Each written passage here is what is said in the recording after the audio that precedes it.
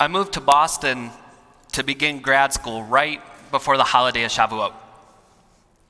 I was still settling in, getting my apartment furnished and learning how to navigate my new city, but I knew that I needed to find a shul for Yontif.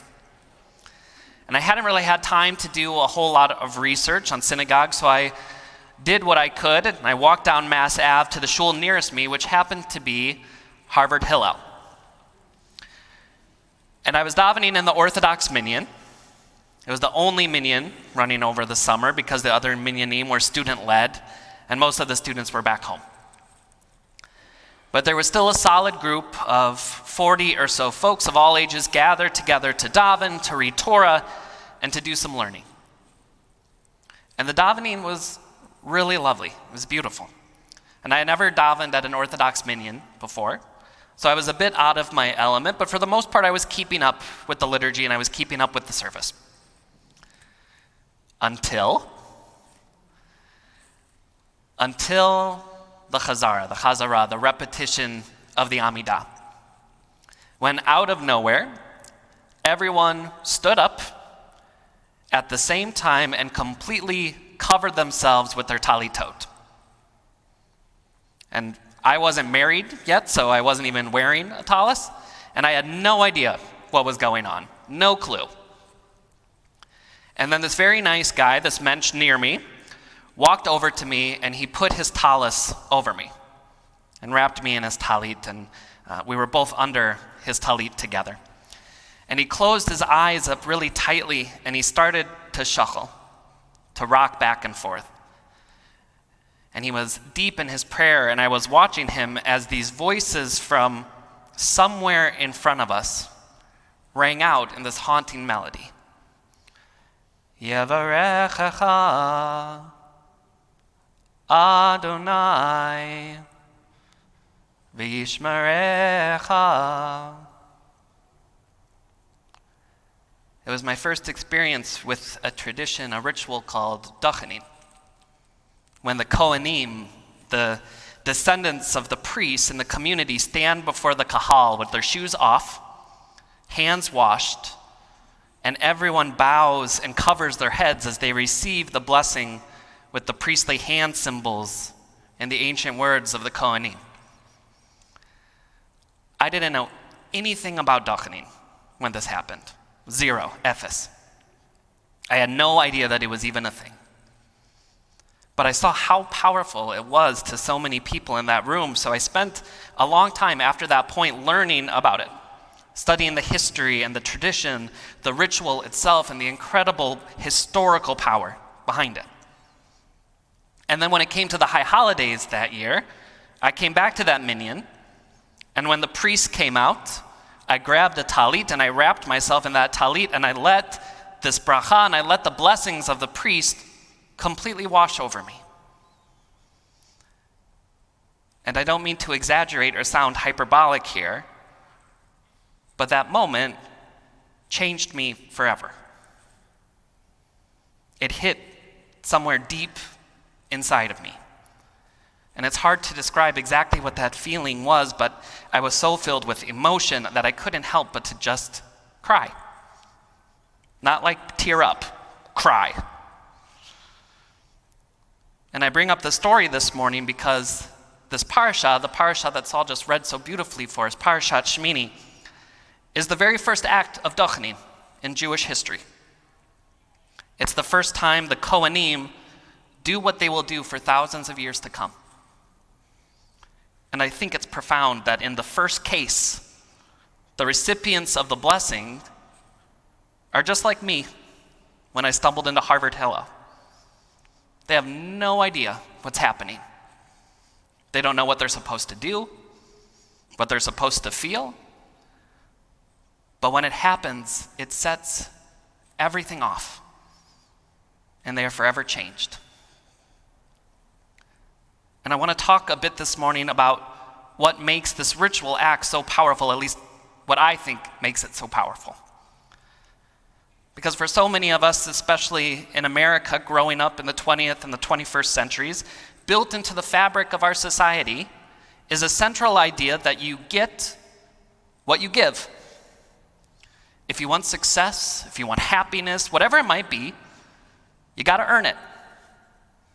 Like Jack Nicholson says in the beginning of The Departed, I was in Boston after all, nobody's going to give it to you. You've got to take it. And this is undeniably true. I mean, that is to say that is the society that we've built. Work hard, carve out space for yourself, and don't let anyone stand in your way. Now, I'm not here to offer my Rashi on that societal truth. What I am here to offer is an additional truth, which is that system, that way of life, is exhausting. It is. To wake up every day and to bust your tuchus, to do what you need to do, to earn a living, to provide for your family, to take care of your friends and your loved ones, to stay healthy, to be a good dad or a good mom, to be a good partner and coworker and friend, to find balance for some personal, meaningful you time. It's exhausting. It's exhausting. But this is our world. You make your own blessings. But Judaism does something really remarkable. It doesn't dismiss the reality of our world, but it adds this moment, this incredible moment where the tradition says, stop. For 1 second, just stop. Stop moving, stop doing, stop thinking, stop stressing, and just be. And bow your head, cover yourself up with your prayer, and let the tradition, the history, let every bit of who we are bless you. Let it wash over you and let it whisper into the depths of who you are that you are blessed, that you are guarded, that God's light shines upon you and sees you, and that within you is a spark of holiness that we call shalom. Peace. It's a sacred reminder that we so badly need, but we so rarely allow ourselves to receive. But we have to. We have to. We have to, because this is the true definition of what we're doing today. This is the true definition of rest. It is the true idea of Shabbat. Not to get a little extra schluff time in, though that's good, I'm not complaining about that. But to give ourselves some rest from the unrelenting pressure of earning blessings. To give our hearts and our souls some renewal, some recharging, so that we can see ourselves for who we really are. And who we really are is an unbroken link in the chain of Jewish history that began with Aaron and his children thousands of years ago, when the people stood before them in anticipation and said, I'm not sure what's going on, I don't know what's going to happen, but I know that it's going to change me. And it did. And it does, if we let it. But we have to let it. I was so lucky to walk into that minyan some 17 years ago. I'm forever thankful that I did. Because now when that moment happens, it transports me back in time to that first experience when I had no idea what to expect. And then it transports me back in time to that second experience when I thought I knew what I was going to expect. And then it transports me all the way back to Parashat Shmini, when we all stood together. All of us stood together to receive our blessing for the first time. And that's magic. And I want to invite you this morning to something magical. Because in just a few minutes, we're going to have that.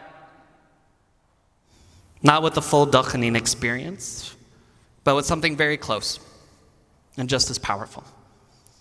So when we reach this moment in our Musaf Amidah, I'm going to bring us there together. And when Chazan Propus, who is a Kohen, by the way, blesses us, I want to invite you to close your eyes, to bow your head, and if you're wearing a talit, to wrap yourself in it. And I want to invite you to let go of all of the work, all of the exhaustion of making your own blessing. And I want to invite you to accept this for the gift that it is. No strings attached, just a beautiful gift from God to remind you of how beautiful you are, how special you are, how loved and blessed you are. You don't have to earn it.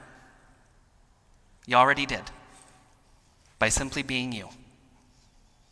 It's your birthright, and it's waiting for you. Shabbat shalom.